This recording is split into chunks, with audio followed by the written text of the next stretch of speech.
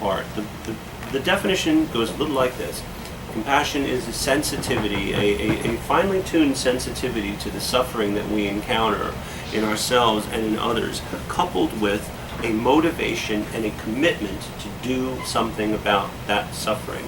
It is an important two-part definition, and what we know about compassion is that it can be viewed as an emerging from the evolved human caregiving instinct. Humans have a unique capacity for empathy, for perspective taking, and for caregiving, particularly of our young.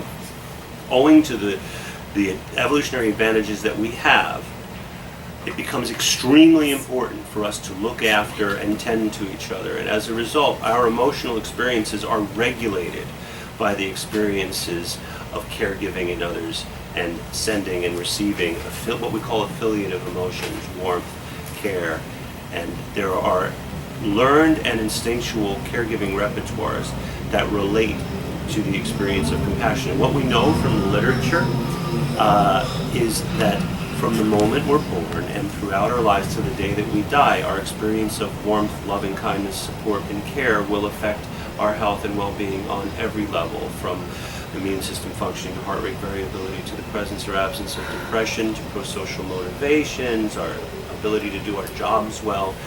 This experience of kindness, warmth, support, and compassion is absolutely essential.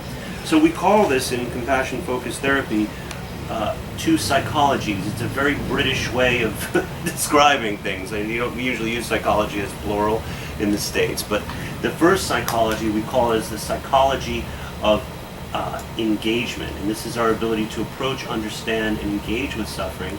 And the second is the psychology of alleviation and prevention, and this is our ability to alleviate and prevent suffering. For those of you who are DBT graduates and or veterans, we're aware that this is the sort of acceptance and this is the change. For acceptance and commitment therapy, here we have our acceptance and we have our commitment. And what we see is this doesn't just show up in therapies again and again because it's clever. It shows up again and again because when we fix our minds to what is actually soothing and empowering, we notice that there's an experience of mindfulness, acceptance, open, expansive, flexible, focused awareness, coupled with a motivation to do something about it. And what we'll see, actually, we might not get into this too much from the slides, is that capacity for meta-awareness, awareness of our awareness, Homo sapiens sapiens means the primate that knows and knows that it knows. That kind of awareness, mindfulness, is very much a function of our new brain, of our prefrontal cortex, and of our higher cortical functioning. And that motivation to care, to connect, to look after, is a deeper, like old brain, old mammal brain, caregiving repertoire kind of thing. So when we're practicing mindfulness and compassion and bringing these two psychologies together, we're actually bringing two very different parts of the brain together. And we're also working on the level, actually going to stand up, I so was availing myself of being able to sit down to talk to you, because I never get to do that when I teach, but this will be a little easier this way. So DBT often takes place up here, and the level, down here, of skills. When we work with prevention and alleviation techniques, they tend to be about skills. How do you train your attention? How do you train your thinking? How do you develop new behaviors? How do you work with emotions, imagery, sensory focusing? It's a skills level therapy, by and large. It has some process, but it's skills. ACT, or psychoanalytic therapy, and other types of therapies, transference, blah, blah, blah. I'm a therapy geek, so I'll just kind of whiz through these terms because it's the pond I swim in. We know them, we use them all the time. I can tell this is a great group of people, like you're all over this stuff, right? These are process-oriented therapies, right? So they work with processes. And what we see in compassion-focused therapy and compassion work is that when someone is coming from a compassionate mentality, when they're coming from compassionate motivation, they exhibit the qualities that you see in Good Enough Parenting and all the research on empathy and altruism and parenting. They have a motivation to care. They're sensitive to contingencies in the present moment. They experience emotional sympathy where they're automatically moved by the emotions of others. They're able to have cognitive empathy and understand the minds of another, put ourselves in another person's shoes. We're able to tolerate distress and practice acceptance and letting go of categorical judgment and thinking. Actually, the more accurate way to say it would be to get out from under the excessive influence of that categorical judgment and thinking. So what really jazzed me up as a therapy geek about this type of therapy was it provides us with evidence-based processes and procedures so that if the client needs to work on the level of process, we're there. If the client needs to work at the level of skills training, we're there. And we can improvise. We don't have to follow the freaking cookbook and just do step 1, step 2, step 3, don't talk to everybody, chew gum, walk at the same time. We can like move and flow and ebb and flow because people aren't neat and they're not cookie cutter and they're not robots. They don't color inside the lines. We're organic, flowing, living processes, and this is what we want to be responsive to. Compassion focused therapy itself was developed in the UK by Paul Gilbert. Well, this jumped a lot. And basically in the 80s, he was doing a lot of work with people with emotion regulation difficulties, borderline personality disorder, chronic depression, and he was doing traditional cognitive behavior therapy where you try to reframe somebody's thinking. You know, you start to like get them to think more logically. And it wasn't working very well for him. And all of the great therapy innovators are sort of, on some level, have a narcissistic leap. Like they say, the therapy doesn't work for me, therefore the therapy doesn't work. I'm going to come up with a new therapy. And I love the boldness of that, where most therapists go, oh, the therapy isn't working, I'm a bad therapist, I'll go to my trainer, you know, like, but what Paul noticed was that certain people would think rationally, but they weren't becoming happier. And they had something in common, and what they had in common was that they were really hostile to themselves. So someone would have a thought about a panic attack and they'd say, oh, well, you know, my heart's racing, oh my God, I knew this was going to happen, I can't stand being on the A train, this means I'm going to die, I'm going to have a heart attack, this is terrible. Wait a minute, this is a negative automatic thought? Okay, what's a rational thought? The rational thought is, you're not having a heart attack, you're being ridiculous. You're stupid when it comes to this stuff. Stop being so crazy and making such a big deal. You're catastrophizing is what you're doing. And those people didn't feel any less anxious. In fact, they felt more anxious. But they were being rational. What was different was the tone, as Sarah said earlier, the emotional tone, the activation of the body, the sort of what motivation and emotions were present, right? So when we're hostile and threatening, we're a very different state of mind. So they began to teach people how to adopt a soothing tone, a calm tone, and a caring tone, and that moved into, at the same time Paul was doing that, he kind of lucked out because there was this explosion of research in neuroscience, and I'm more of a behaviorist than some of my buddies, so there's also this amazing literature in the last 30 years in terms of how to shape and influence human behavior when it comes to emotions, how to have more flexible emotional agility. So this huge explosion of new research corresponding with access to, you know, information about mental training and mindfulness and compassion training led to this development of a therapy that puts compassion first and foremost and front and center and uses techniques from other therapies like psychodynamic therapies, a little cognitive behavior therapies, some DBT, a little ACT, all this different stuff, evidence-based processes with imagery practices from meditation traditions, compassionate imagery, and also techniques from acting, actually, and method acting, so that we can instill and practice being in the emotional, motivational place we want to be. Practice being the version of ourselves that we wish to be. Does this make sense? Any questions at that point so far? Okay, good. Pacing okay? You all know all of We're this. all groovy with this? It's not too lost in Slideville? Okay, groovy. You all Well, I know just this. wanted to say, Yeah. as an actor, you mentioned an actor. Yesterday I was in a class environment where stuff was going on, and this morning I said to myself, and I think this is what you're saying, I want to be the person I want to be, not the one that other people tell me I am or think I am or make me into. And I think that's what this is talking about. It's about being who you are in a compassionate way and positive slant on, because that's who you really are, which is a good thing. Yeah, this is what Chogyam Trungpa, the Tibetan writer, called the wisdom that you're born with. And what my real, out west, my behavior geek best friends in the world, you know, who do theory of language and cognition, would point out that when we're under excessive rule-governed behavior, rules are good, we need them, but when we're under what behaviors call aversive control, which is basically control on the basis of fear of punishment.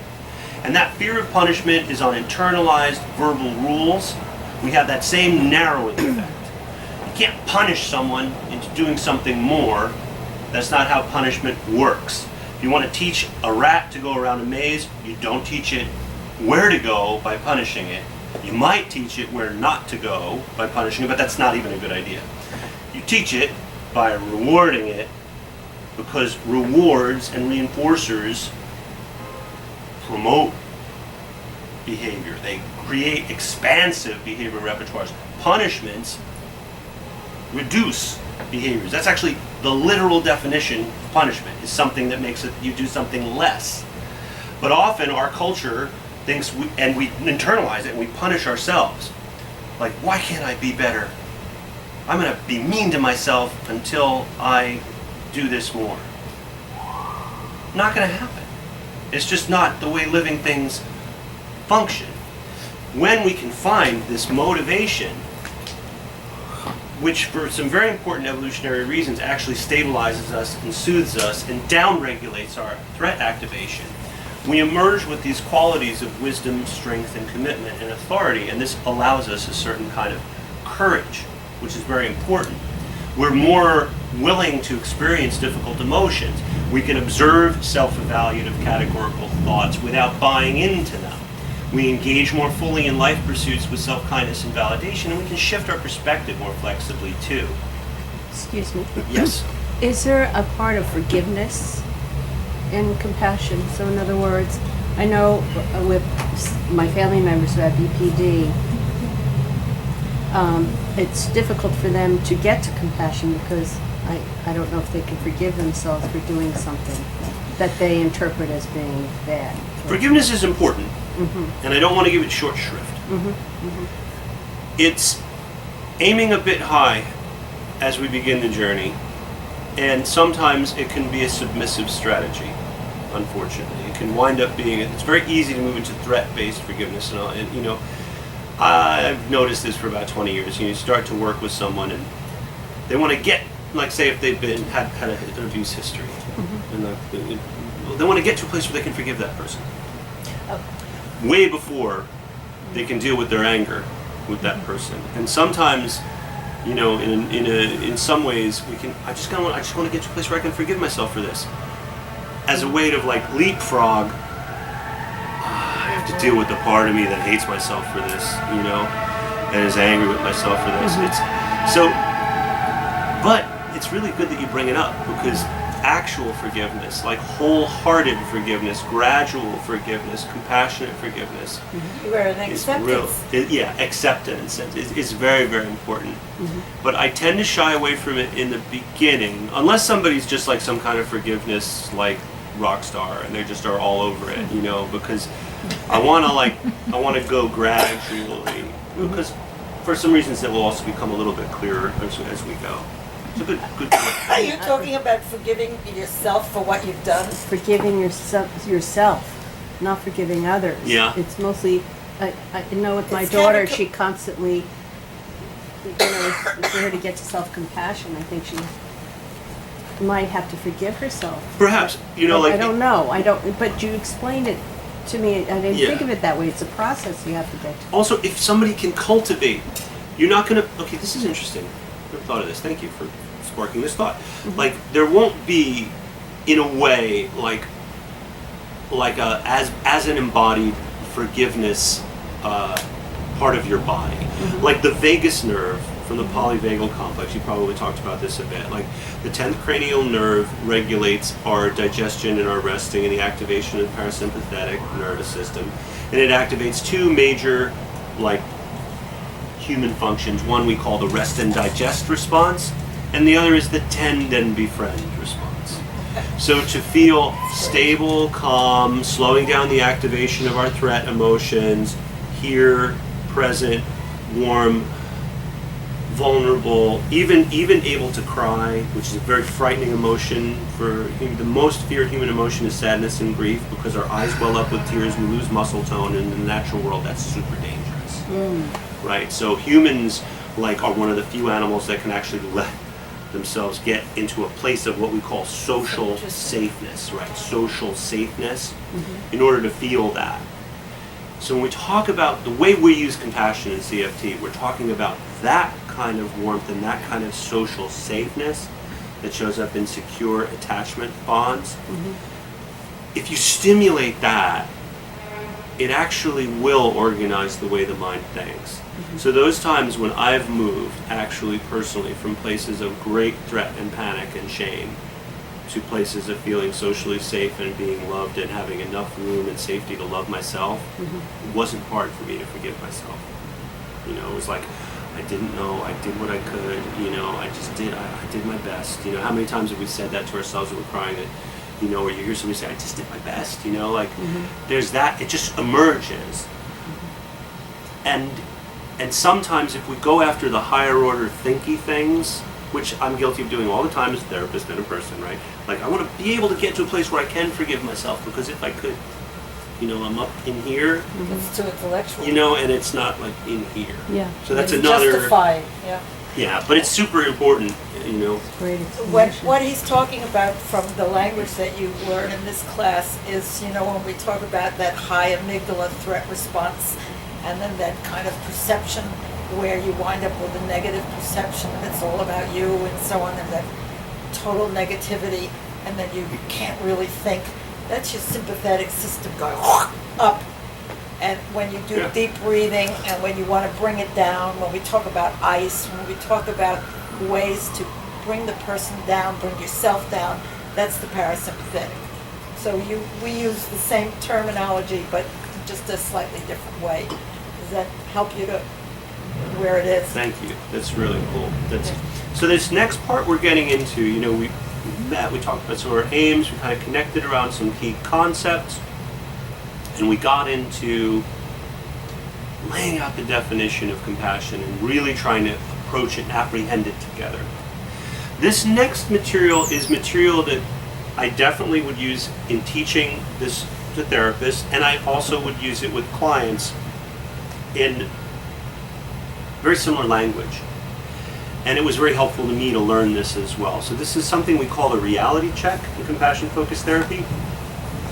And it's important for us to recognize it. It's a shift. So there's a philosopher in the 1970s named Alan Watts had a great quote that we come out of the world, not into it. So we're not separate from beings from the physical world around us who just bloop in like the classic pickle stork just drops us somewhere. We are an emergent species in the flow of life. I saw a really funny meme the other day on our wonderful internets, which took some of the fun out of what I usually say at this point. You know, we realize that every molecule, every atom that comprises who we are probably has its origins in supernovas and stars billions of years ago, and that we're literally made of the fabric of everything around us, and that in some way, you know, that we're actually stardust, and also that there are more discrete neuronal connections that are possible in a human brain than there are sands on the beach, or that there are stars visible in the sky. You will not find anything as combinatorially amazing or elegant in its design and capacity as a human brain anywhere in the universe. And as far as we know, it's the only self-aware, really, truly, fully self-aware, languaging aspect of the visible universe. When matter and energy become sufficiently complex, they start to get to know what they are and start to have a sense of experience, and I and you and here and there. It's fascinating.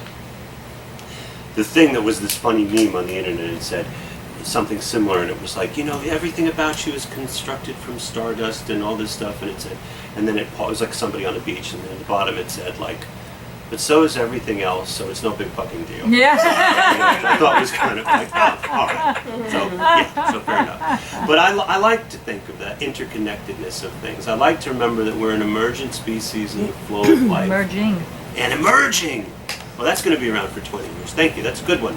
So emergent and emerging species in the flow of life, and that we're designed by evolution, by the curious nature of the way we've evolved, to have certain motives and certain imperatives, and our minds are, or pardon me, I did accidentally lasered you, to have certain drives and wants and capacities and inborn repertoires, and our mind is designed for us, not by us, and it's designed to function in certain ways.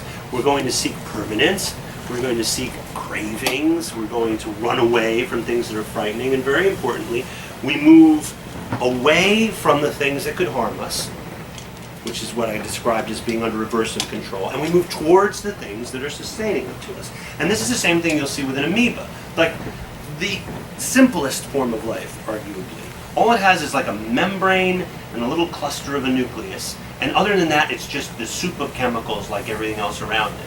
But as soon as it just gets that membrane, you can see that if there's a little light or heat or a little prod, it'll move away. And if there's some food, it'll move towards. And all we are is a collection of cells. We're a collection of similarly motivated little, component constituents. Someone was on the radio at 4:30 this morning talking about people in the caveman. He said, we're not any different from the people in the cave. For the person in the cave, eating a peach tasted the same as it did then, as it does now. And he talked about all these different sensory things that we haven't evolved so much because the basic things in our lives are still the same.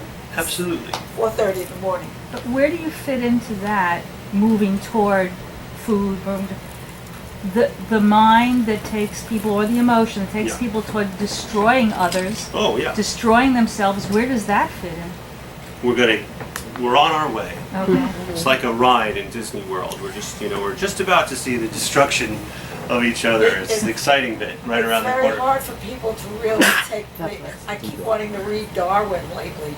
Yeah. It's very hard to take the evolutionary point of view in terms of how long our brain has been evolving. Yeah. And because it makes us less important. When you see yourself in the long run of, It can do, and yet when we understand how important we are as a part of a collective, as a part of a we, rather than, just an individual, and that we're a part of this stream of adaptation. Or a culmination, a continually culminating culmination. Continuing to reinvent ourselves, and so that all of our suffering exists in an evolutionary context from these evolved response systems. It exists in the context of our learning history and in what we're facing in the present moment. A lot of what we have struggle with BPD, with emotion regulation problems, are very, very old behavioral repertoires. They're like 500 million years old. Territorial behaviors, aggression, sexual behaviors, hunting, this is reptilian stuff. And even our carrying, our groups, our alliance building, this is 120 million years ago.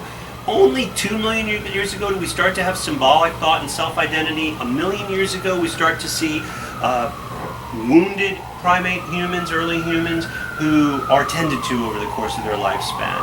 We see humans that are buried with flowers. There's a sense of extended caring and connectedness and looking after.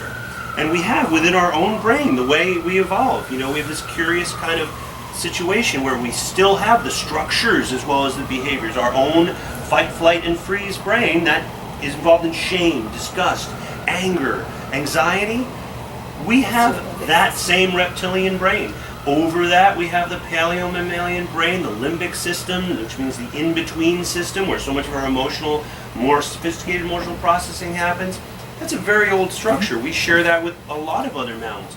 And only this neo-mammalian sort of prefrontal cortex is really what's distinctively human. So we're carrying this around.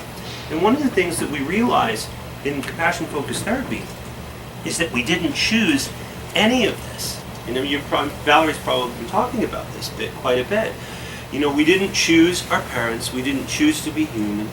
We didn't choose to have this ridiculously wired, really tricky brain. We didn't choose to be, have a threat detection system that would fire up at a moment's notice and seize control of our behaviors and our hearts.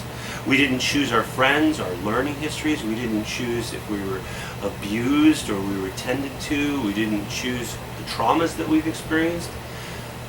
And so much that causes our suffering is not what we would choose and is not our fault. And this is the first step with compassion-focused work. This is where we begin. De-shaming, de-pathologizing. Like some of you have already shared some things about your lives that have been painful to you. And some of you even mentioned some things that you're not proud of, or experiences that are really hard. Like when you said, they push you away, and like Valerie, you said, well, it can feel like they push you away, And so let's think about that for a minute. Neither of you chose to have the learning which would lead to that. Not everybody has that learning history. You didn't choose it. Like, oh, you're the one with depression. You're the one who had an alcohol problem. You're the one who had an abusive dad or mom. You're the person who cheated on their spouse. You're the person who punched a hole through the sheetrock. You're that one. It's about you. It's because you're bad. No, not at all. This is us. This is how we're wired. We're like a monkey with a clock. We're like barely able to function. It's amazing that we are who we are. I just want to say that today I went to a lecture and they showed 4-month-old infants put into a scanner, into the fMRI machine, and at 4 months they could find the fault in a circuit that led to them growing up with dyslexia. In 4-month-old infants, they choose to have dyslexia. Those are terrible babies. Why did they choose that? Why would they do that to everyone? How Just horrible. to hurt me as a parent. They did it to hurt you as a parent. They did it to make their families feel bad. Look They did it to bad. make their teachers feel like failures, right? What bad children. I mean, this is the cultural craziness that we buy into, that it's our fault. Now, it's very important. We're not talking about responsibility. Taking responsibility for the course of your life is essential. Being able to deal with the consequences of your actions is extremely difficult and painful. But so much of the origins of our actions and of our suffering is not our fault. And we don't do this in compassion work because it's fun or nice or clever. We don't do it because it's virtuous or as a religious dictum. We do this because when we access a non-judgmental, de-shaming, de-pathologizing context in a relationship, when 2 or more people can be together and sort of say, this is not your fault. Like, you are not judged by me, and feel that. Something happens in our bodies and in ourselves and in our brains that is stabilizing. That affiliative emotional and motivational network is activated, and we can begin to heal, we can begin to learn, and we can begin to build. I think I've seen that when Valerie is teaching and the people in the class one by one say, you mean it wasn't my fault, or oh my God, I could try this, or I did do.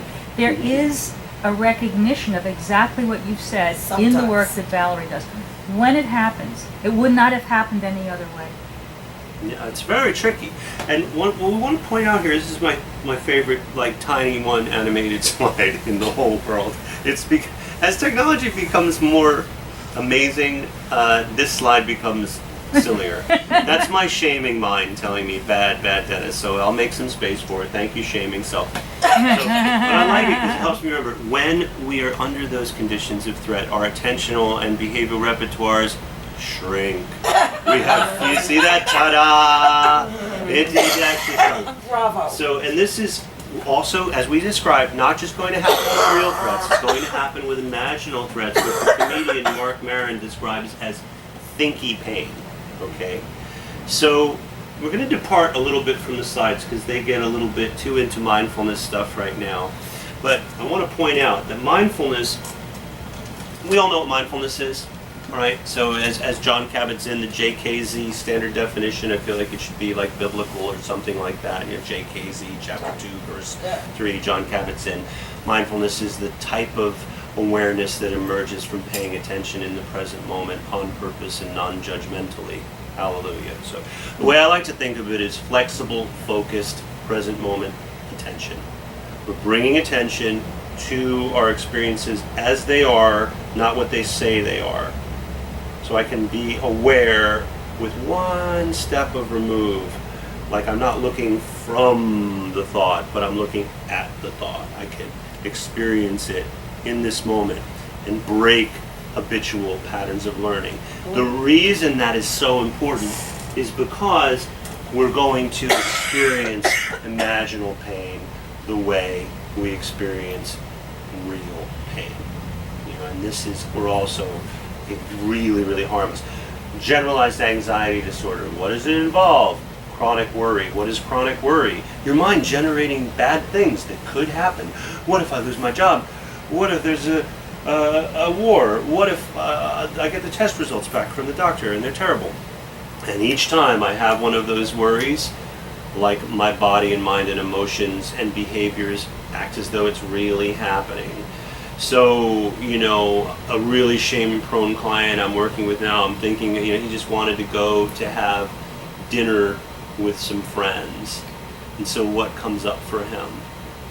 I'm not going to say the right thing, or if I do say the right thing, like they're going to piss me off and I'm not going to be able to handle. I have BPD, and BPD means that I just can't be around people. I can't do it because I don't want to hurt them, they don't want to be hurt, and I feel like inferior and superior at the same time. It's going to be a nightmare. Not going. It didn't happen. It's not yet. It hadn't happened yet. It hadn't happened at all. But you could see his face, it was like happening to him. Just happening to him in that moment.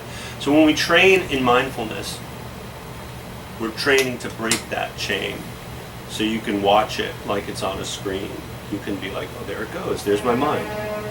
And what we practice in CFT is a form of mindfulness, which actually we call soothing rhythm breathing, is the first step of it. And it's a slightly different from mindfulness the way you probably encountered it. It's closer to Zen meditation and concentration meditation and yogic breathing meditation, because what we're doing is we're deliberately slowing our breath, stabilizing, centering, and beginning to activate that emotional center that we were talking about earlier.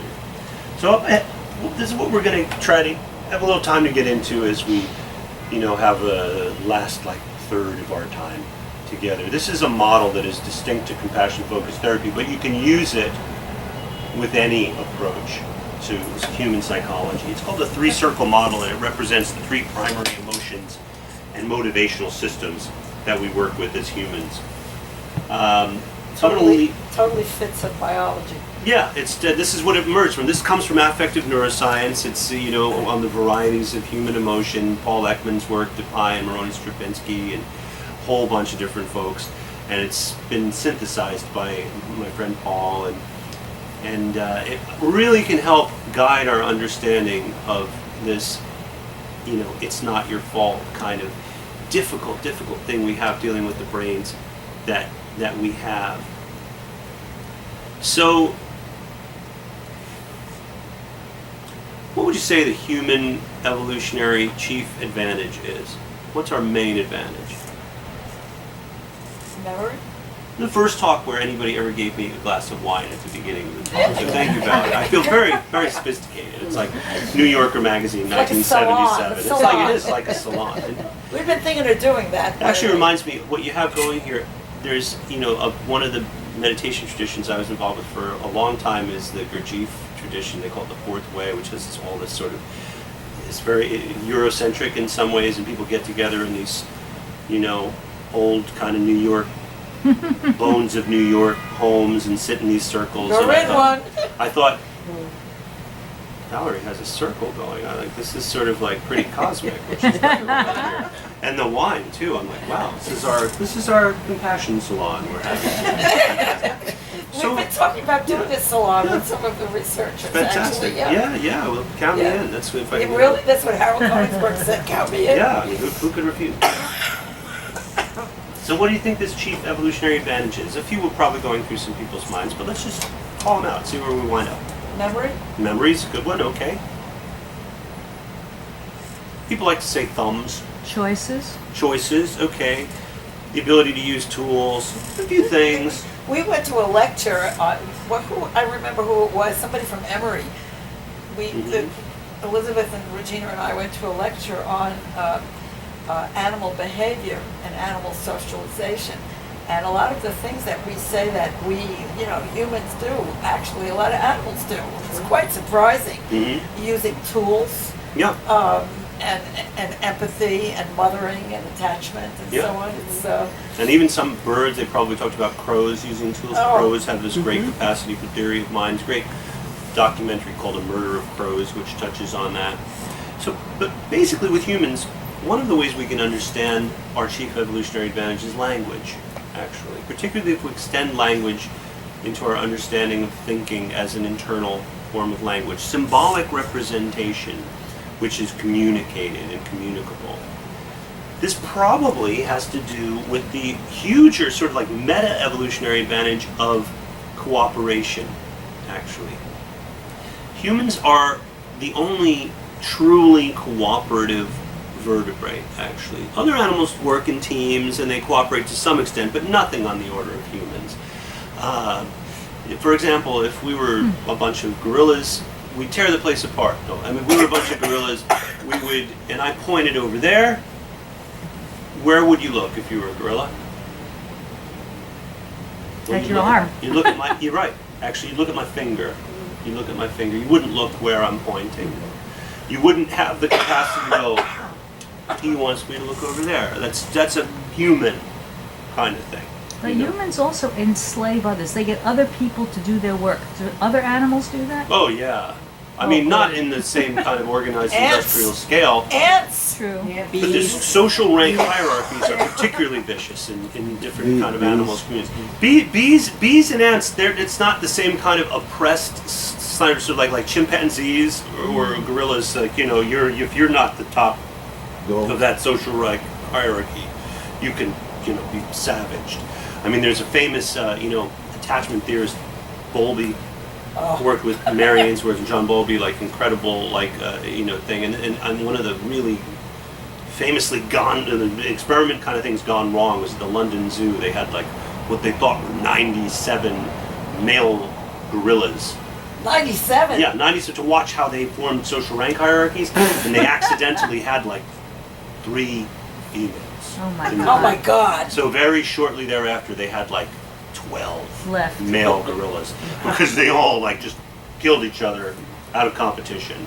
So competition is something we share with a lot of animals. Sarah. Cooperation, not so much. And when it comes to the insects, you mentioned insects, 2% of insect species rather, 2% of the species of insects cooperate. They make up over 50% of the biomass of insects in the world. Some people will say up to 90%. So when animals cooperate and work together, they really, really thrive. And humans are super cooperators.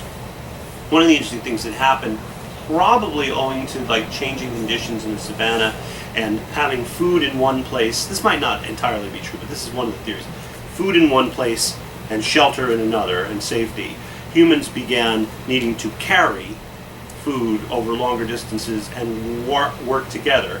So you wind up from walking like this to walking like this and looking each other in the eye, holding on to things and cooperating and working in teams. A couple of difficult things emerge from this. The first is that mostly for men, but for women to some extent too, the spine that worked great if you're on all fours is terrible if you're upright, particularly if you store more of your fat in the midsection from different diets or from stress, and as a result, 60 to 70% of men over 30-something have these horrible back problems. Women have it even worse because as a result, the birth canal and the hips become very narrow, and human beings and have high heels. That was later, but yeah, high heels are no picnic too. So we wind up having a very low birth rate, and infant survival is extremely important. Not so in other evolutionary strategies, like say for example turtles. Like a turtle, mama turtle goes to the beach, she lays 1,000 eggs, maybe 10 make it. She's not concerned, she just goes, hey, good luck kids, goes back into the ocean. And turtles make it, they don't make it. Dispersal and a high birth rate is good for turtles. It's not bad, it's not evil, it's not boo turtles. It's just like, that's what works for them. That's how their species emerged. Human beings, low birth rate, and also really important to keep our infants alive. Also, high mortality of moms without medicine too, so that's another problem. This gets even trickier, because what happens if your chief evolutionary advantage is reasoning, thinking, and languaging, and making associations, is the part of the brain that does that grows. And the part of the body that does that grows. And the part of the brain that's involved in that is the prefrontal cortex, which I've deliberately lost all my hair, so you have a good illustration of the prefrontal cortex up here. Hold on, I'm going to give you something. Okay. Oh, a brain. I've always wanted one. Regina bought it for me for Christmas. Regina, thanks for the brain. Thanks for sharing your brain. We actually lost the amygdala though. Fell No, out. well, maybe that was not, that's intentional, like, Go get some coffee. active. That's rest, it's fine. So this wonderful bit of the brain up here, I don't want to break your brain. No, just pull it apart. Okay, so this up here, this prefrontal cortex grows. So the chimpanzee brain's like 500 cc's, 450 cc's. The human brain's 1450 to 1500, which means that the brain cannot be carried to this size in utero. It's way too big. So we are we are basically born half cooked. So if you watch a video of a horse being born, before you know it, the horse comes out, it's running around, it's doing horse stuff, it's happy. Not so with humans. You didn't, if your job is a nurse or therapist or, accountant, attorney, actor, whatever it is, art consultant, you didn't pop out and like in 5 minutes start consulting on art or being an attorney or anything. It takes us a really long time. And during that period of time, we're going to be stabilized and soothed and know that we can learn new behaviors and we can explore when we're in the presence of caregivers who are supportive and caring. So the human brain is stabilized by the presence of caring. And our courage, our exploration, our playfulness, our reasoning, our imagination, and our ability to become independent individuals is facilitated by and depends on secure, warm attachment emotions. Everybody still with me on this? That's your oxytocin. Yeah, the oxytocin vasopressin system, the activation of the polyvagal complex, all those good things. So,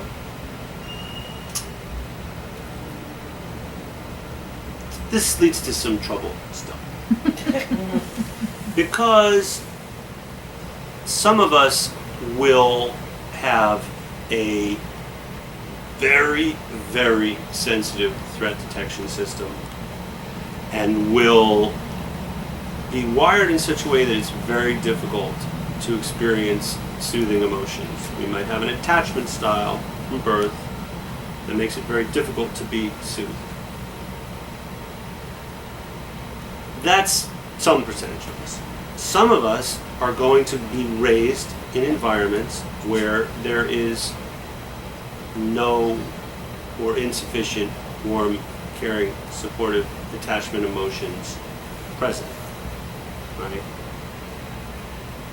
So, and we won't develop that ability to regulate our emotions through warmth and affiliation. Some of us will have caregivers or peer environments that are very anxious. Like my mom had very severe GAD, probably had to do with some kind of trauma, or something. Like we're a trauma-rich family. She had a tricky brain. She had a tricky brain. She had a very tricky brain. And she's a big worrier. I'll never forget, we were on vacation, really calm, and my brother used to live in the Caribbean, and we were all there. It was really great, and we were on our way to the beach, and she said, "Oh, I forgot to worry about whether I closed the door." Not, I'm worried about whether the door is closed or not, but I forgot to worry. Like, worry is a thing I need to do, And like people with chronic worry, they often believe that they need to worry to keep themselves safe. God bless her. So like, if somebody had a mom like mine, well-intentioned, really, But Not I to would, worry. you learn to associate soothing with fear. So the green circle, which includes emotions of contentment, safeness, connectedness, not wanting, affiliation, soothing, oxytocin, vasopressin, that system can get linked through classical conditioning to threat-focused, anger, anxiety, disgust, that red system. So if my caregiver is really, really anxious, the presence of caregiving can make me anxious. It's nobody's fault. It just can happen. So we can be born into the world just really sensitive to threat and really rejecting of warm affiliative emotions genetically. We can have an anxious caregiver, or we can experience trauma in the context of our caregivers or our peers. So if the person who's, all too often, someone who is looking after us abuses us, or rages out, there's problems with anger, or got sexual assault or physical assault, or trauma experiences in the context of soothing relationships or affiliative relationships. That means I'm going to be on my guard when there's empathy. This means I'm going to be this system, which is meant to bring me down to okay, I feel centered, I feel calm, I can be present and flexible, is tied to the system that goes, be on your guard, this is trouble, you better watch out. And That's the pushing away. That's part of the pushing away. And it's hard, whether you're a therapist or a nurse, a doctor, a caregiver, when you're working with someone with attachment-related problems sometimes, because you can be like, I'm warm, I'm secure. This happens with my newly minted therapists who I'm going to be empathic, I'm going to be caring, I'm going to be warm, I'm going to be present. And then they work with somebody who has a lifelong, history of dealing with trauma and emotion regulation and attachment things, and that is you stay away from me. You back the fuck up. And then the therapists come in and they're like, I'm a terrible therapist, I'm so bad, I tried to do right. And then you're not a terrible therapist, it's not a terrible patient, it's hard to have a tricky human brain, it's not your fault, it's not our fault, it's not their fault. Let's just begin where we are. Let's begin where we are. And so a lot of the work we do in compassion-focused therapy is gradual exposure to warmth, affiliative affect, and to being able to have self-compassion and compassion with others in the service of being stabilizing. Does that all kind of make sense? Mm-hmm. And part of the way that we do that is, you remember earlier we talked about how thoughts provoke behaviors and emotional states. So most of us have probably eaten dinner already, or we've had a nibble or something like this, but let's imagine we hadn't eaten, and I said, we're going to do an imagery exercise. We're going to imagine the best food you've ever had, your favorite food. You're going to think about it. It's just right here for me. I always think of lasagna. It's weird because that's probably not my favorite food, but I cannot do this exercise without remembering. I was raised in an Italian household, so there's big associations for me to lasagna. So if you think of that food, your body will get ready for the food. There's no real food, your body's ready for it. Or if I said fingernails on a blackboard, there's fingernails, but there's no blackboard. It's not really going to happen, Or when you're fantasizing, actually I didn't tell you this, but Valerie got a lottery ticket and won, and it's $100 million, so we each get to go home with a few $1 million. Right? Yeah, it's nice of you to do that and share it with everybody. Now we know that that's a joke and but already our bodies go, millions of dollars, you smile, I wonder what I'll spend it on. And you might be awake in the middle of the night, if you really won that money, you be up at 2 a.m, celebrating, or you wake up, I think I will buy the boat. No, I'll pay off my student loans. No, I'll buy the boat. And that system, by the way, I snuck it in, is the blue system, this blue system, which is dopamine involved, and it's about wanting, pursuing, achieving, consuming. So these different emotional systems will organize our minds and our behavior in powerful ways, and we can choose to activate the systems and the motivations which will build our ability to deal with difficult emotions. So if we look here, the minute you see that, for some of you, there's a smile or there's affection. Now interestingly, So is this. Different species. Somehow, that usually gets more of an awe. Anybody see the commercial on television late at night with a little baby and it shows its little feet and its little hands? Anybody see it? I cannot look at that commercial without getting like... You feel it, right? Oh my God, I Yes. just want to grab that little foot. That's so cute. This is amazing. This is like, now I know you're up at late at night. Of course. And then You you're, know what? She's watching. yeah, and you're also awake somehow by 4:30 in the morning. So Yeah. she's working all night and day. This is tireless efforts of Valerie Yeah. Porr. And this is actually the dog we adopted a couple of weeks ago, 5 weeks ago. Barney, he made his way into the slides. He wants to be known. When I'm in my upstate practice on Tuesdays, he's like the therapy dog, and he stays there. And I thought my clients would be so, would you mind if the dog is here during your sessions? And they were like, mind? No, it'd be great. And at the end of the first day, when he was up there with me, I thought, oh, is it okay? And I got emails like, please make sure the dog is there next week. And there is this response that is just inherent that we can stimulate, and it does organize these other emotion systems. So when we activate this compassion itself, it's not like these other emotions go away, by the way. In fact, they just function the way they're meant to function. So our threat detection system is aware of triggers in the body. We notice rumination rather than buying into it. We can engage in meaningful actions that are pleasurable and that are kind at times. And we can experience gratitude, appreciation, forgiveness. We can operate in these functions. And all of those original attributes and qualities that I was discussing show up as we train the mind in compassion.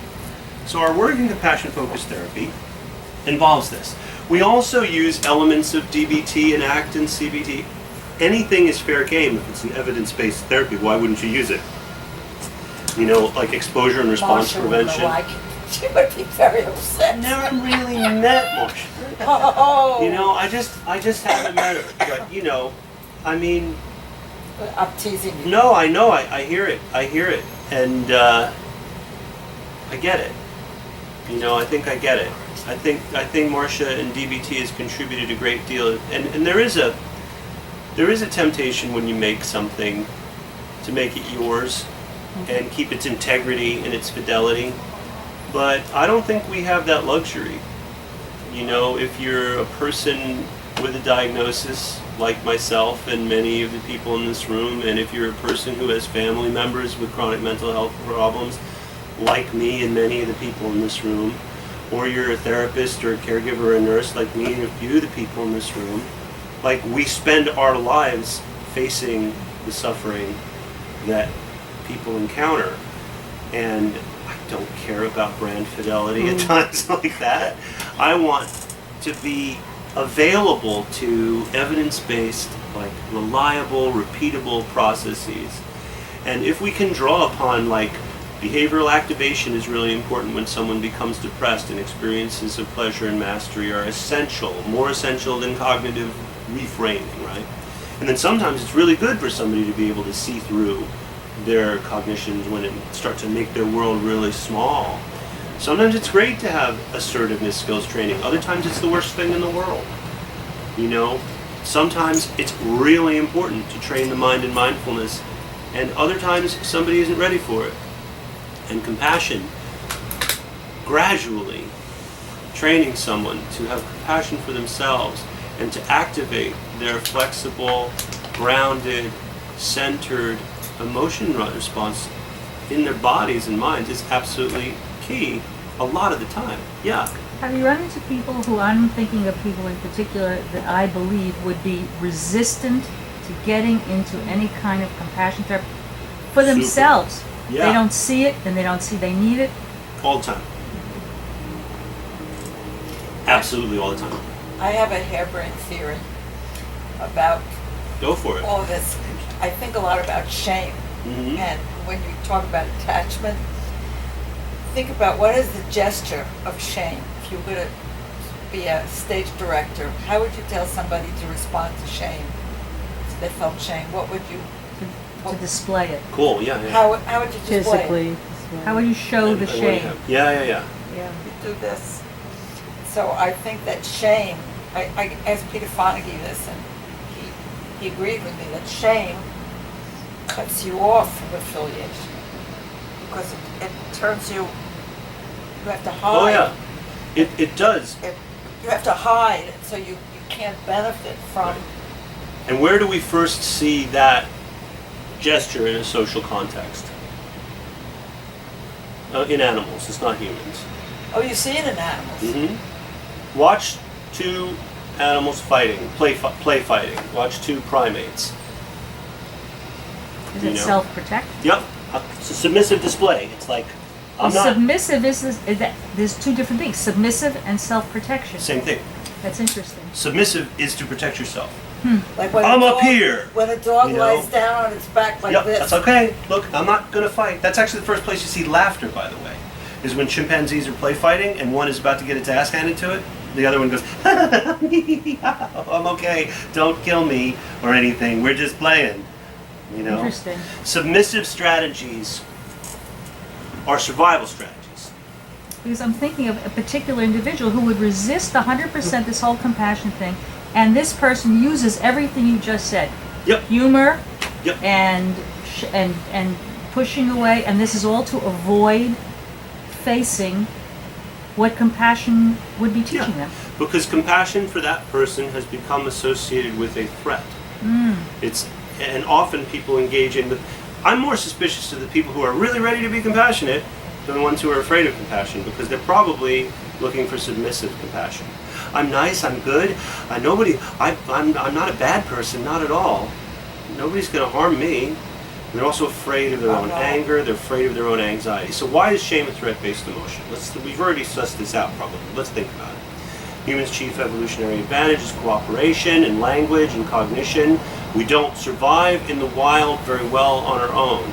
Somebody could live in this apartment or loft or alone in Manhattan with almost no human contact. They wouldn't be alone because somebody built the building, somebody gets the water, there's a market down the road, there's people who drive the cab, people who drive the train, there's a social system. And books. Somebody wrote all the books, there's an internet, there's television, right? So functionally, they are not actually alone, but they can survive alone.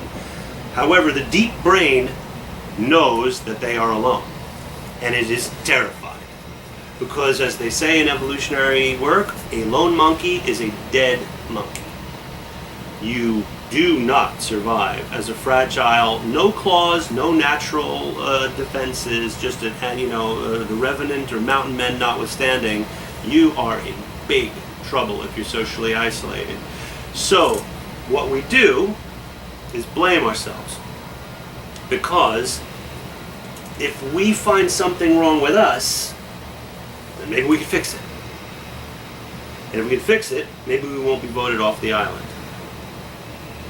So if I'm traumatized, if I'm assaulted, if I have bullies in my school, or if I have abusive people in my life or family, it's because of me, it's because of me, it's because of me. I was bad.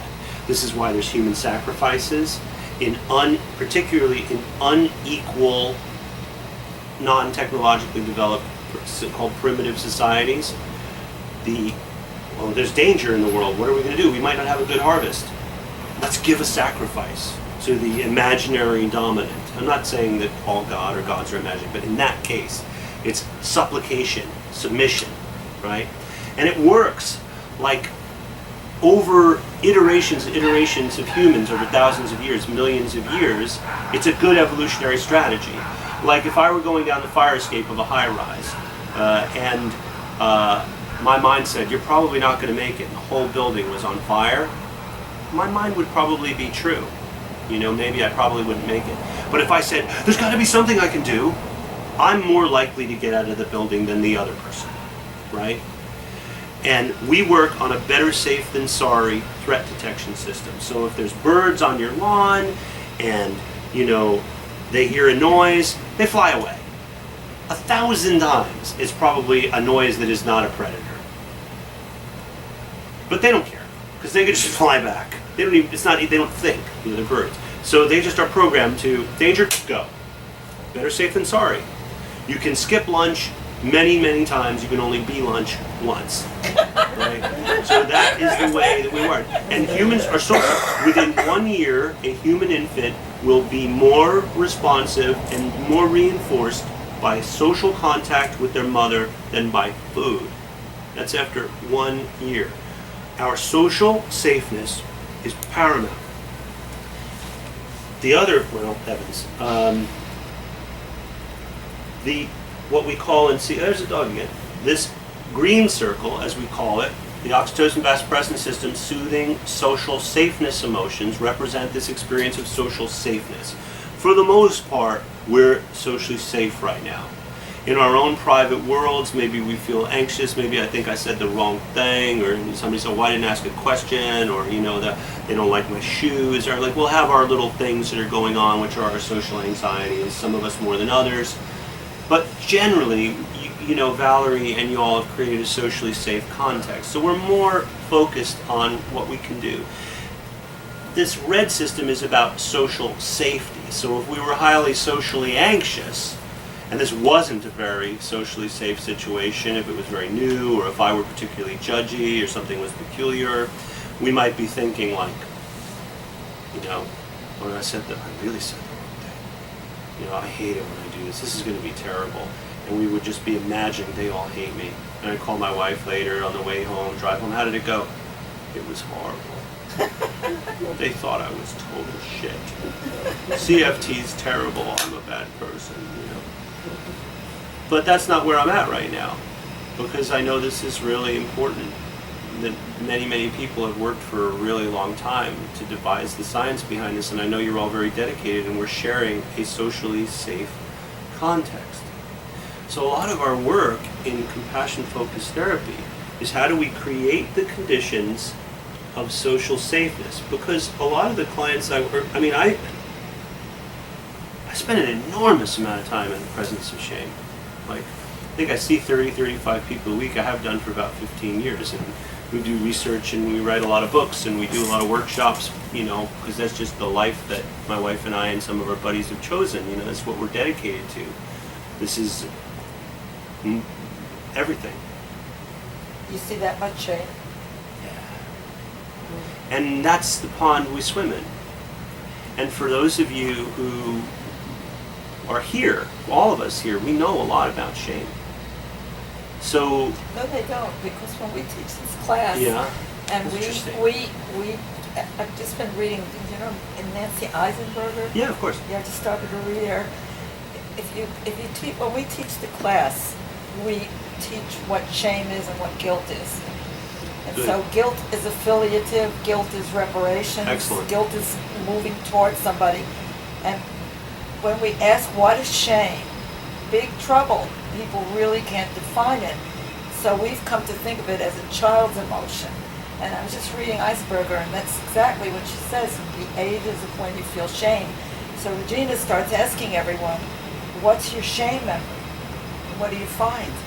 It's usually childhood. Mm-hmm. Early childhood. Yeah, they'll say that they stole candy from a store, or was Wet their pants. reprimanded by a teacher, wet their pants. So, and it's interesting because we don't prompt them to say these things, that it was a childhood memory. And you were talking about the prefrontal. I'm wondering if over time, when, as an adult, we're able to interpolate, and realize that we're not bad people, but something. Seems like they get... I wish.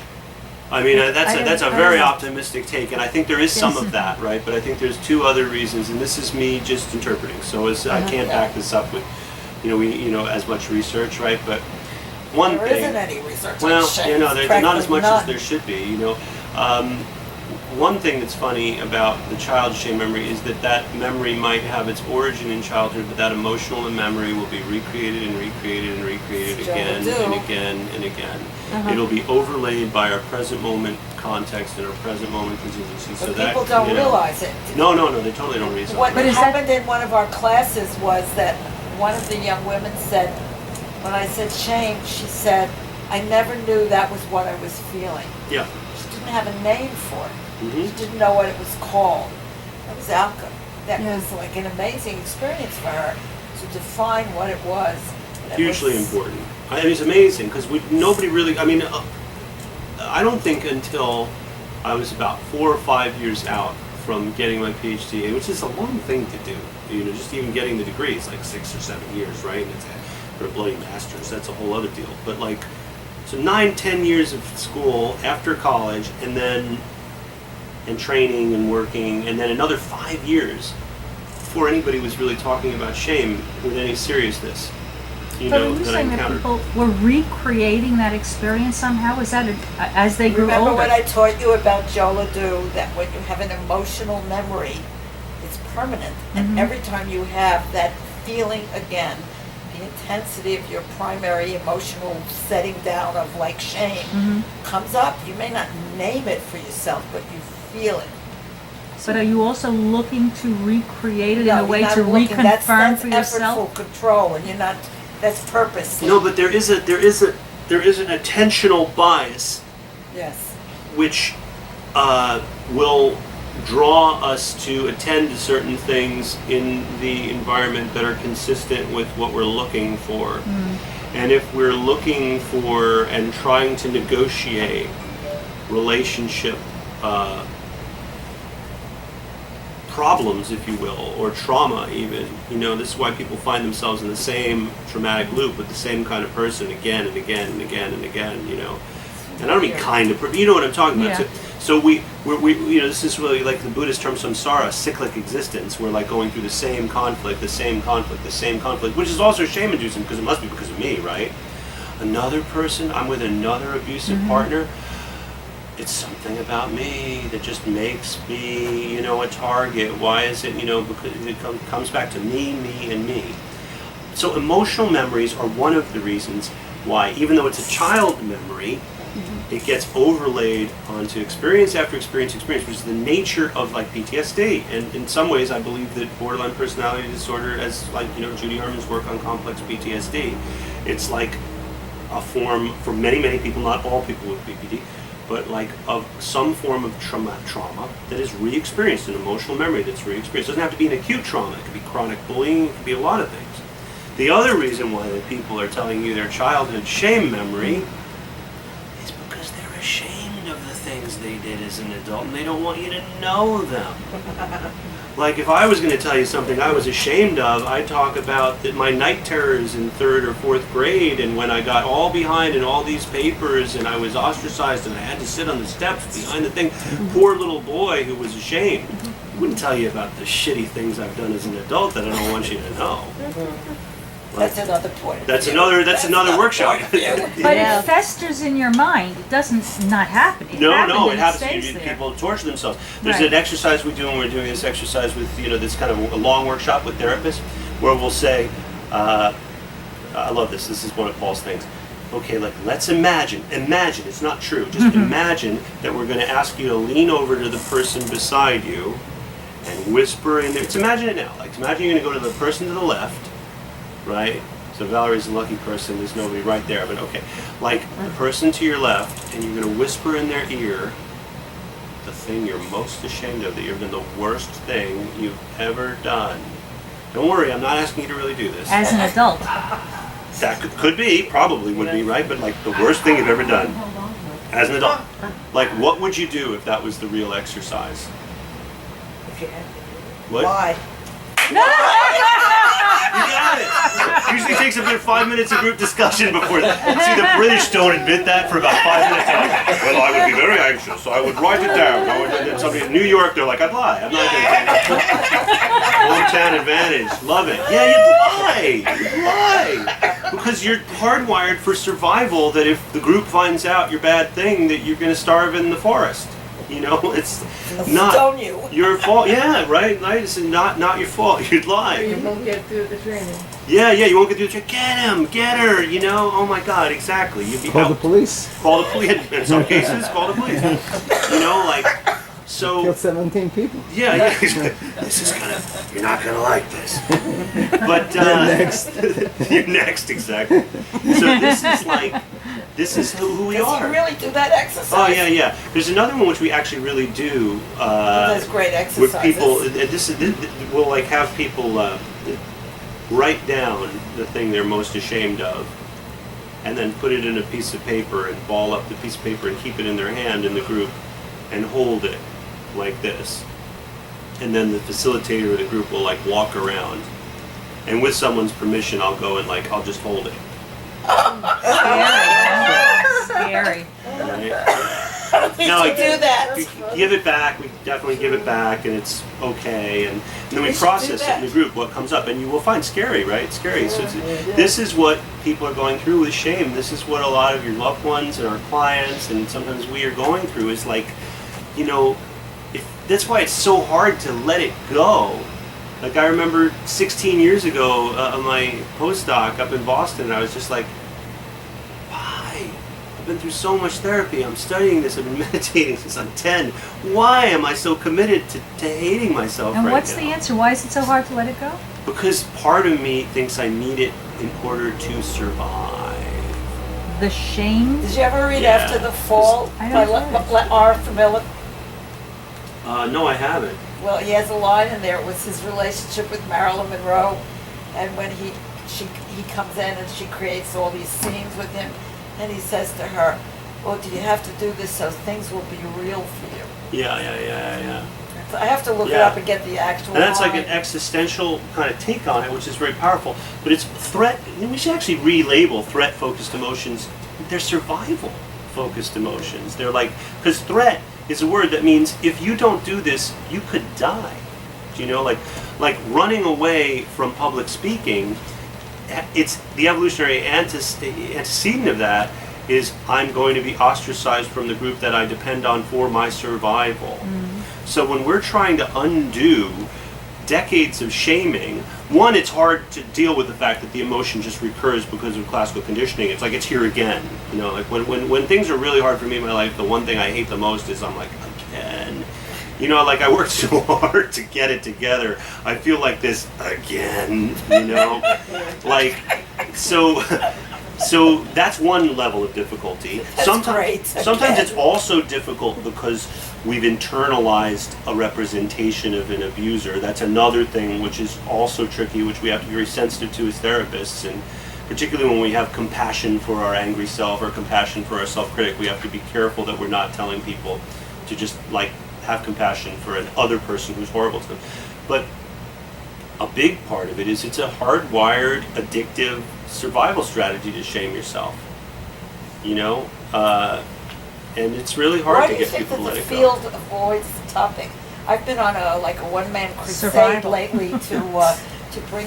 I I don't do know. talks on it at different conferences, and I'm going to grab you to talk about shame at the APA, things Sure, like that. love to. And people come in, they really are interested, but there's nothing out there on shame. It's incredible. I think it's because it's a motive, and it's because of not listening to your editors.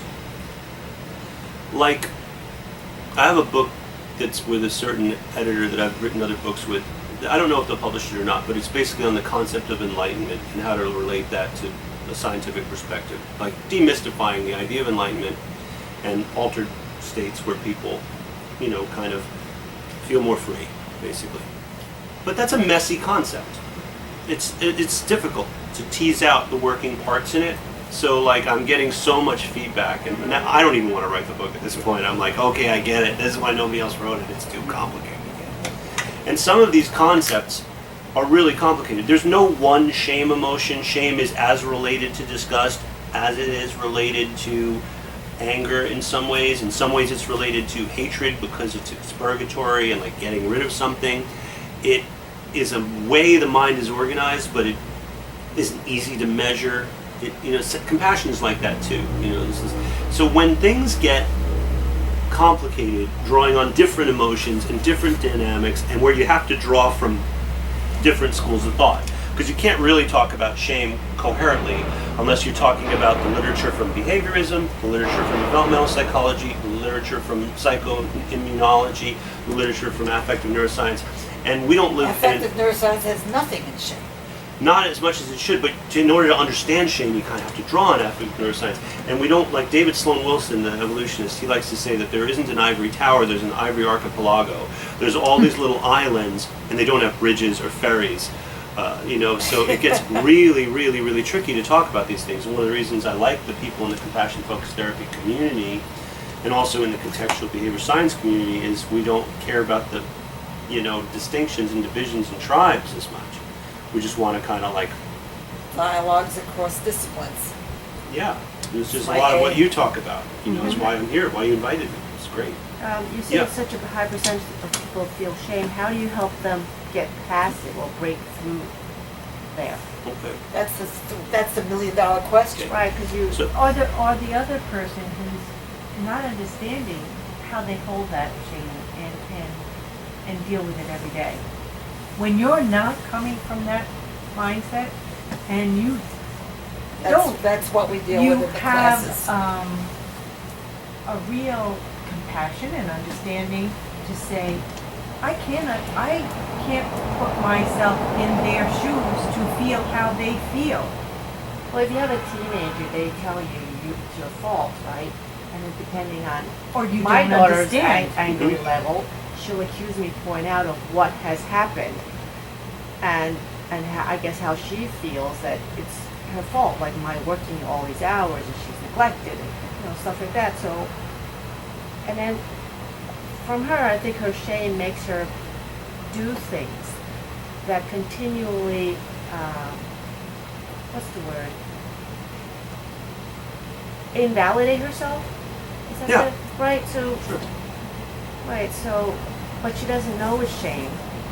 But Mhm. how do you help that once they identify it and you That's it. identify that That's it's it. shame? That's So what the we're trick. trying to do is to cultivate a new psychic muscle or a new psychological muscle. We're trying to cultivate what we're describing as the compassionate mind and construct a compassionate self using imagery, relaxation and meditation techniques, thought exercises, working within the psychotherapy relationship, empathic bridging, modeling that, and a host of techniques that Dennis, surround you're at the that. dinner table. What does she say to the kid? That's what Well- we're talking about. Yes, and you're reactive because as a parent, That's sometimes you the feel deal. guilty because you already think that Right. you weren't. This is, so then I think what is good for you, they're probably, or at least I'm not adept at the easy answer to that particular question. I wish I were, and I'll try one.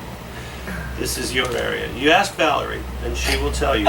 But besides that, I mean, this is also something to work on for yourself, because gradually training yourself, gradually cultivating this compassionate capacity, I know this from my own personal experience as well as my professional experience, will allow you to have a place to stand. We'll slow the mind down, and we'll do a brief, like 3-minute exercise or something in a little bit.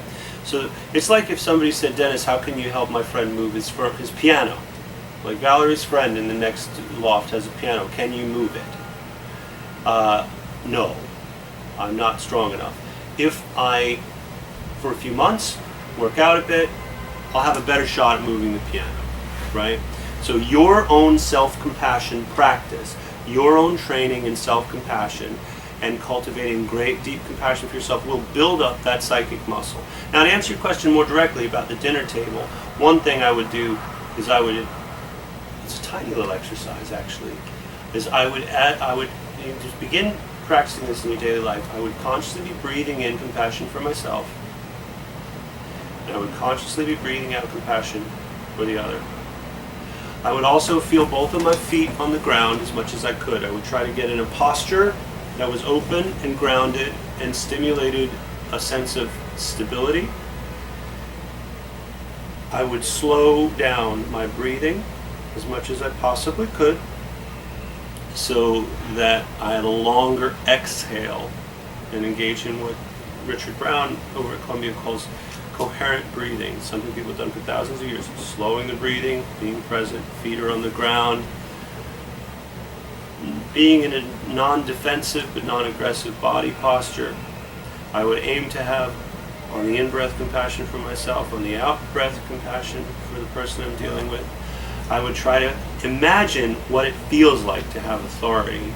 I would imagine what it feels like to be that version of myself that can be compassionate. I would use some of the reflective listening that you've done, the good communication skills, things that you've probably learned about in I statements and reflecting, listening. I would hold the boundaries I need to hold as much as I possibly can, and like repeat as needed. Those are some of the embodied basic ground rules of something that would take, it takes a really long time to cultivate. I give you an example of how I Yeah, would sure. translate that Sure. into how we do things. Good. So the point being, at the dinner table when this happens, what you have to cultivate is this mindfulness that he's been talking about, which is the awareness in the moment that something is happening to this other person and you're witnessing pain.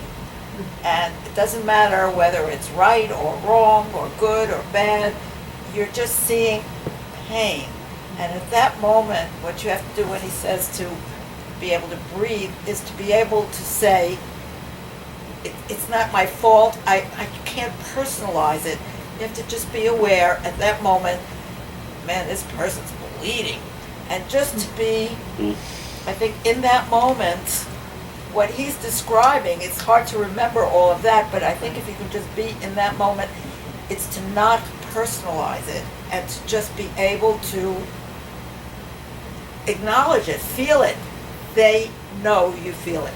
It takes so much practice because you're so used to being reactive to it. Oh yeah. But that's why one of the women said last night, it's so hard, it's so tiring. Yes, it's exhausting, but I think that rather than, you're not a therapist, but you have to use the therapist principles. And the point is, if you don't do it at the dinner table by 5 o'clock, by 4 hours later, you could be in the emergency room. So you have to figure out how to bring that down right away. When it happens. And when it happens, we do things like, wow, that must have been humiliating. Yeah. Just, I practiced that for a while after I took your classes, and then you forget. Right, so I've been pulling books back in and out to remind myself. Yeah, Yeah. we'll come to our graduate classes. We're going to try to keep doing them. But it's just even if you're not bringing down the shame, just to say, wow, that must have been so embarrassing. Oh, if that happened to me, I would have been humiliated. Just to acknowledge that the feeling doesn't make the person a freak, that this is a feel. But just, I think the trick is to, in the moment, what would you say, is just not to personalize it, and that is so hard. And not to take responsibility for you. It wasn't something you did. No, I know, and even so, even if I What try do to be you think, compassionate, she thinks it's fake. So, they're not used to you being compassionate for all these years of responding differently. And that's Or when she you have to can't be use the compassionate Mr. for Bateman's herself. stuff, and you have to say, well, it must sound like I'm being fake. At the same time, I can see you're in pain, and I don't know what to do. You Yeah. have to be, See where I'm at with this, if you don't does mind. this go with you? It does, and we're talking about cultivating a new thing. Real. I'm overusing the word training. I'm not thrilled with that, but it takes a minute. It takes regular practice, a few minutes a day, on and over a period of time. But what the research has shown with this kind of compassion training over 8 weeks, 16 weeks, a little bit longer, is that your ability to regulate that excessive experience of threat will grow, so that you have more psychological muscle to deal with your own distress. You're able to be in the presence of it, and have the courage that you'll need to deal with it, and that changes. So all these strategies are excellent, and I certainly am not negating them, but it's sort of it's almost less what you do then than how you do it. Exactly. All of a sudden you bring woof.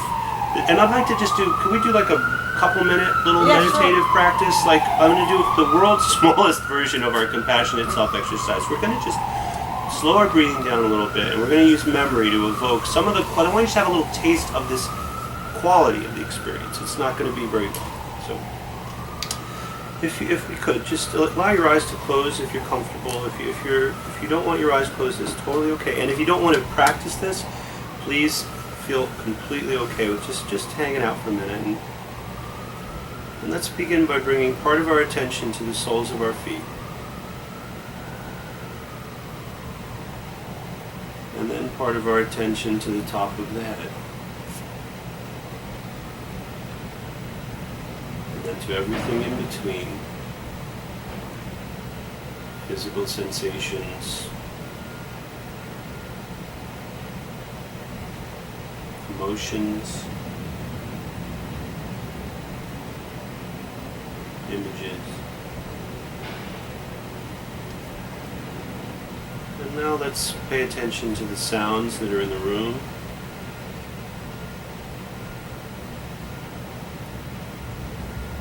And the sounds that are just outside of the room.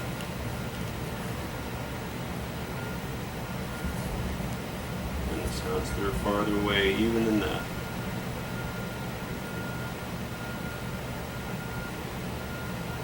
We'll bring our attention to our breathing so that as we're breathing in, we can feel ourselves breathing in.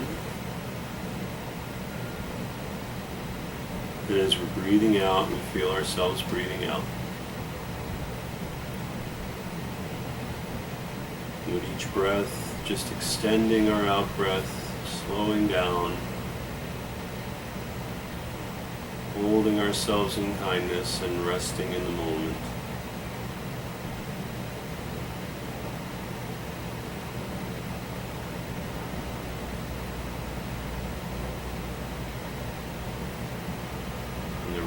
Wanders, we breathe in, bringing our attention back to this breath, this moment.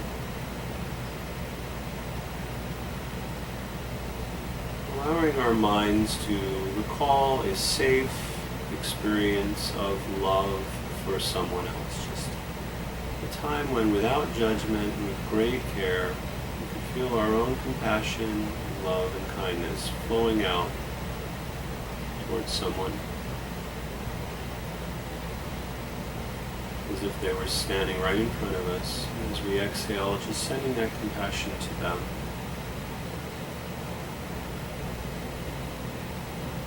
And noticing what it feels like to feel stabilized and present by the flow of compassion out to someone who really matters. And recognizing the qualities of our compassionate mind and remembering the compassionate mind is wise and understands the big picture and how much that pains us, which is not our fault, not what we would ask for. It's not your fault. Knowing that this compassionate mind is also very strong and resilient. It's gotten you through so many difficult times. It's so present for you, never turning away. And remembering that your compassionate mind is completely committed to be caring. It isn't turning its back on you or your loved ones. And with this in your own mind, in your own words, or just imaginally repeating the words I'm saying, just quietly in your own mind. Just imagining, may we be filled with compassion and loving kindness. May we be peaceful and at ease.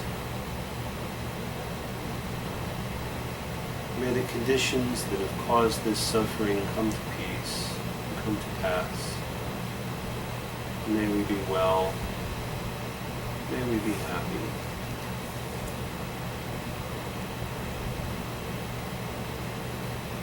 Letting go of that image and bringing our attention back to the flow of our breathing, just resting in the breath.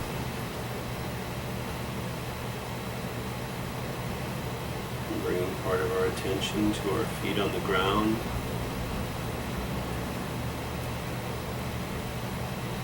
And to the top of the head.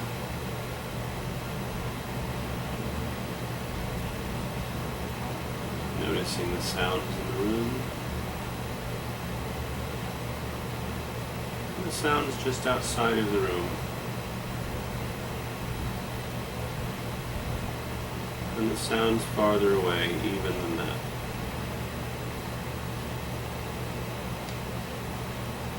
And then taking a few more moments outside of clock time, just resting.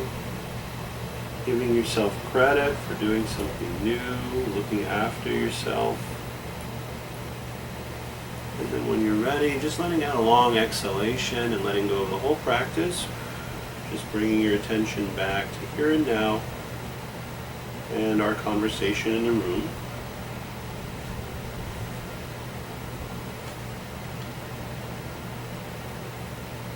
All right. Well, welcome back for our little couple of minutes of that exercise. What observations or what things did people notice during that practice? Felt good. Okay, felt good, that's a good thing. Sometimes it will. Cool. The pain in my left shoulder went away. In the beginning, I felt it, and when I came back, it was gone. Yeah, the pain was there, and then after a while, it went away. It wasn't horrible, you know. Oh, that's good, even better. Yeah. Did you have a? Yeah, I was thinking that before I knew my daughter had borderline, I would say to her, you know, I remember when I was young, I was like in my early 20s, and I had such self-hatred. And I remember, you know, I was just at the bottom of how I felt about myself. And I remember saying to myself, there was like this small voice inside of me that I felt that I needed to hold. And it was that needing to nurture that something inside of me. And my daughter's very articulate about how she feels. And I said to her, you know, find that small voice inside of you that you want to hold. And she's like, I don't have a voice inside of me. There is no center. Yeah. And I felt like when we were doing that, it helped. So in the present moment, I felt like I could feel that sense of, you know, not that it was necessarily the center, but it was the development of something. Of, instead of holding myself, I'm sort of in the moment, attending to my needs, to be calm. It's a very full, very rich sharing of what your experience is. There's a lot in there. I really appreciate it. And the people among us and the parts of us that are not available to this compassionate experience are the people who need this really badly. You know, if I have very bad cardiovascular health and I go to a trainer, he's not going to say, oh, it looks like you don't have very good cardiovascular health, you don't need to go on the elliptical machine. He's going to say, oh my God, dude, you need to get on some elliptical, or what can we do to make this work for you so you can build up your cardiovascular health? Because this is like a birthright, you know, and it's tragic that so many of us don't have access to this kind of warmth and inner centering capacity, and the fact that we can cultivate it is essential. I know we went over time a That's bit. all right, but Is questions? anything? I did say sleeping bags, so you know I'm open to. But are you saying that in borderline they Give don't somebody actually else a chance. feel? Go, please. But Go, have Vic. you been saying that they miss that center? They do not have that center. I've been Is that telling what you you're that saying? for 5 years. Yeah. Some. Anybody else have questions? I just have a question. If someone was to go into this kind of therapy, like what type of a time frame is it? Like what kind of? Really variable. Like sometimes I see people for a few weeks, and sometimes 2 weeks, sometimes 16 weeks, and I have some clients I've seen for 12 years. No. You know, and I said to someone today who I've seen for about 8 years, I said, hypothetically, let's imagine it's 15 years from now and I'm still your therapist. I know that seems a little impossible, and she looked at me like, of course you're going to be my therapist in like 15 years ago. And my old school cognitive behavior therapy teachers would like want to strike me with a lightning bolt to say that. But you know, like most people, it's a few months. You know, most people, it's less than a half a year. A couple of little details. There's Paul Gilbert will be here in August, and he and I are going to do a 2.5 day, like Friday night, Saturday night, and Sunday training in just the meditation and experiential part of it. It's not a therapist training. It's in New York. So If you give us material, we'll put it on the website. Wonderful. That's great. It's and if you want, in the meantime, if you want to go, we'll send that to Valerie. Mindfulcompassion.com is the website for my practice, and it has the link to that event. And there's also a whole lot of audio meditations you can, like this is a book, and I'm being shy about it. But a lot of the techniques, yes, thank you, you're awesome. A lot of the techniques of the therapy are outlined in this, and there's a couple of other books that you can see on the website which can give you more of the background theory stuff. And a lot of the work that we do, my partner Laura and I at the center, is this kind of therapy. We also do like stuff by Skype, and there's a community. The 58th and Lex. 58th and Lex. And gradually there's more people using this approach all the time. And it's very, very interesting, this journey of like encountering people in your community, Valerie, who are like taking your approach, and some other folks who are, post DBT. I'm finding like a whole bunch of referrals lately from many streams who are like, okay, I've been through DBT, got it, that's cool, but I want to work a little deeper way for, a while. What the problem with the DBT is this. It's, I can contain myself, I can control my emotions, I can control my cutting, my bad thoughts of hurting myself, but they don't learn how to connect to other people. And mentalization does teach that. It's really not available very much here. And it's the interpersonal part that doesn't get fulfilled. And the young woman who was showing the film, who I'd love you to meet, when I teach this class, I'm always telling them there's a spiritual component to what you have to get to do this. And I think Dennis is explaining that spiritual part. It's the compassion. And it's very hard to put it in language that's so easy to understand. It's not 1, 2, 3, here's the cookbook. And I think that the DBT does not get at that spiritual part, and they don't get GAF higher. Oh, okay. That's why when people get through with DBT, they want something else and they don't know what it is they want. Yeah, well, it's very encouraging. I have to say, And I was the biggest, seller of DBT. Thank God, it saves people's lives. So it's good it's there. We stand taller on the shoulders of giants and on our ancestors. But I wouldn't want to go see an endocrinologist who did stuff from 1948 because he really liked the theory. You know what I mean? I'd like to see somebody who did something that just been tested. So I have a commitment, personally and professionally, to staying on the edge of things. And I know you do too. I do too.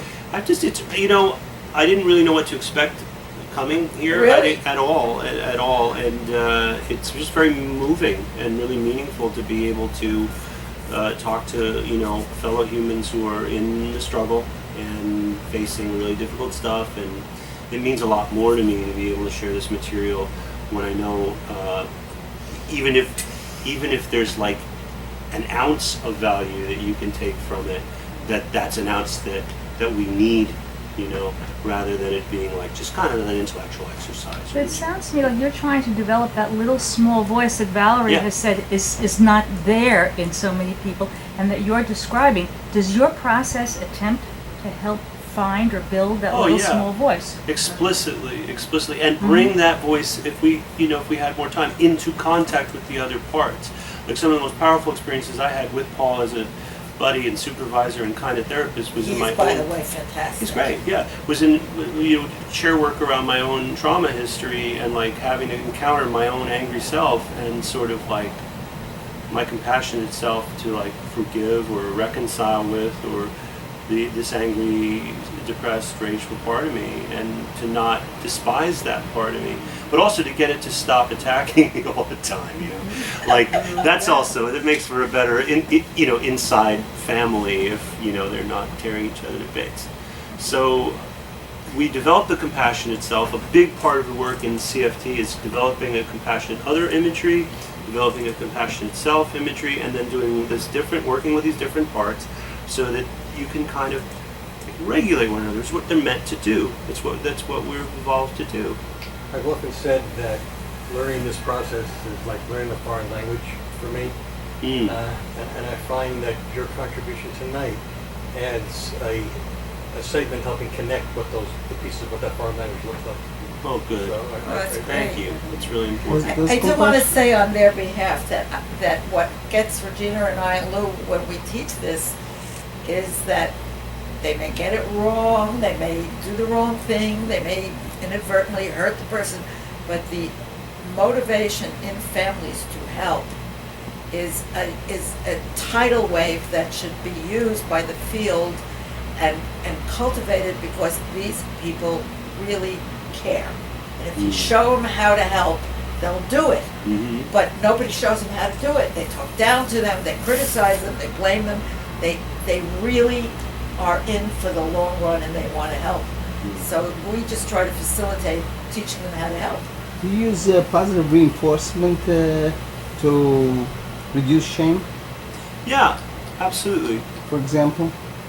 Well, I mean, there's direct contingencies, and then there's, I mean, one thing there is like just using yourself as the therapist as a social reinforcer and using your actual emotional response. This is something I teach my student therapists a lot. So it's one thing to say, no, okay, good, pardon me, a little metaphor from a friend of mine named Jonathan Cantor. So if you're leaving today, when we're done and we're going to our taxis or subways or up the block or wherever it is, and we saw $1 on the street and picked it up, do you think you would remember it in 10 years? Probably not, right? If you found a small, fancy-looking black paper envelope that had within it, $35,000 bills,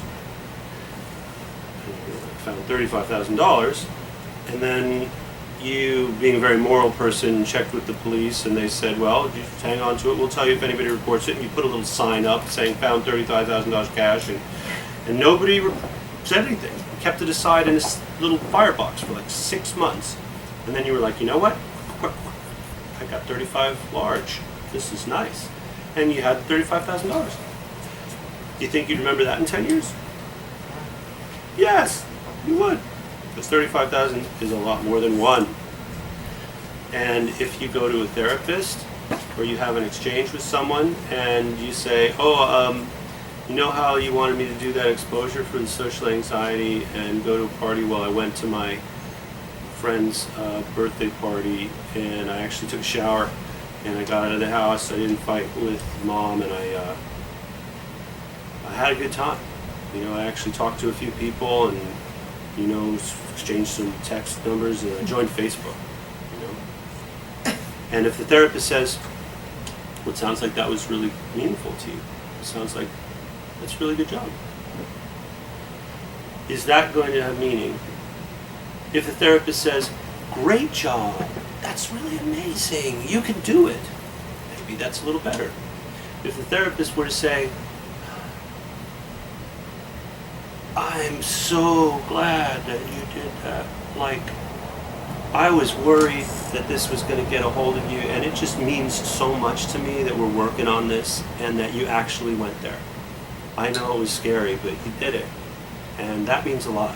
That means that what we're doing matters, and that's like everything to me now. So what you're saying is how much you invest into the actual, how much you let yourself feel, let yourself express it, let that connection be, we call it affective matching and empathic bridging, and therapists use it themselves as a social reinforcer, and having in the functional analytic psychotherapy world, they call it awareness, courage, and love, bringing that to intense therapy exchanges, get some skin in the game. Now you have an advantage with your family members in that you already have skin in the game. But you also have a disadvantage in that it's really hard to not be reactive with family members. It's like really, really hard. I can deal with clients who might really, really be hard for a lot of people to deal with. And my very well-adjusted kind of like, brother, far better adjusted than I, can make me like, what the fuck did you say that for? And I won't do that very often, but in my heart I'm like, because so it's like way harder, but you practice practice mindfulness, you practice compassion, you practice self-compassion, you center yourself, you ride those storms, and then you can use yourself as a social reinforcer. You can show up. And sometimes explicit reinforcement. Like sometimes there's explicit reinforcement. Like, you know, these are the contingencies. This will work for you. And firmness and strength and that inner compassion and authority, which, you know, gets just summed up as boundaries sometimes, which drives me nuts. It's so much more than just boundaries. Like, this is what I'm willing to do for you. This is what I will not do for you. And that's where it is. And then the person can go through whatever they have to go through. And you can help them, and you can help them with their feelings, and you can, you know, be all sorts of flexible and connected. But know, you know, if you want to stay in college, you take urine tests. If you want me to pay for your apartment, you know, and people go right to the word. Are you saying I have to throw someone out? You know, you've all been there. You know, it's not about that. It's about building, like, reinforcing powerful relationships. That's what we teach. To use the relationship to create the change. Remember the thing about the not baby threats. and the food, right? Like, food, exactly. You can't punish someone into building behavior repertoires. It just doesn't actually happen. You can punish them. There's nothing wrong with punishment to stop something. Like the next time you throw the television through the window, I'm not buying another television, you know, or whatever, or worse, or I'm calling the police, or, you know, whatever it is. Like, punishment can sometimes, if used judiciously and surgically, reduce certain behavior, but not if it's a power struggle, obviously. So this is what you're teaching. We teach the difference between punishment and consequences. Yeah. And that a consequence is more important than it be a relationship consequence than it be I'm taking the car away. Yeah. In other words, when you do this, I get so upset that I can't talk to you, so I'm going to go for a walk. So I'm not here to talk to you. Perfect. Because I'm too upset. So. And that's so powerful. Yeah. Remember the thing that I mentioned in the beginning, within 1 year, food is less important than social connectedness to a human infant. So if it has to be authentic emotional consequence. How did they derive that? Teach that. How did they derive that? Because it seems like, especially when an infant, like, food is everything. Well, I mean, they will starve to death quicker than they'll lonely to death. Yeah. It's just by a monitor, you know, like watching, you know, exchanges with mothers and their infants in laboratory conditions, like video on them all day, every day, and you see what is more reinforcing, what behaviors will be increased in frequency and intensity by either reinforcer, and it's pretty easy to measure, really. It's not my bag. I'm not, you know, measuring infants on the weekend, but like, you know. So you've been very patient. I know we've gone over a little bit. Dennis will sign your book if you buy his book. It's a wonderful book. That's good. Thanks very much. Thank you. Just really a pleasure to work with you all. Thank you. Thank you. Okay. Thanks so much, Valerie. This is wonderful. Really nice. Okay.